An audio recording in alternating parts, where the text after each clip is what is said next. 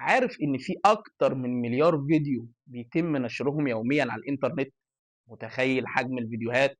ده غير الإعلانات اللي بنشوفها في كل مكان، فيسبوك، تيك توك، إنستجرام، يوتيوب، كل مكان في إعلانات. الدنيا في المحتوى بقت زحمة جدًا. طب السؤال هنا، هو أنا إزاي عميلي هيشوف إعلاناتي أو فيديوهاتي أو أي محتوى بانزّله؟ والحقيقة إن عميلك مش هيشوف إعلاناتك وفيديوهاتك من أول مرة ولا حتى تاني مرة. في وسط الزحمة اللي قدامنا دي، عقل الإنسان بيتجاهل أكتر من 90% من الحاجات اللي بيشوفها. وهنا بيجي مبدأ مهم جدا اسمه repetition principle أو مبدأ التكرار، واللي خبراء التسويق بيقولوا إن العميل محتاج يشوف إعلانك من 7 ل10 مرات على الأقل علشان يقرر يشتري.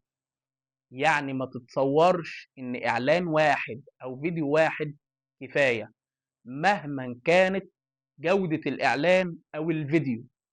لازم تكرر رسالتك، لازم توصلها بأكتر من طريقة، لازم تكلم عميلك وتوصل له رسالتك وتحاوطه من كذا اتجاه.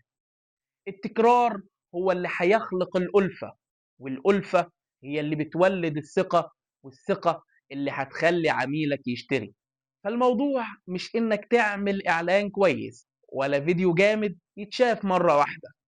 الفكرة في إزاي تكرر رسالتك بذكاء. ساعتها وسط مليارات الفيديوهات عميلك هيشوف فيديوهاتك وصوتك هيكون مسموع. وخليك فاكر، التسويق مش مجرد كلام،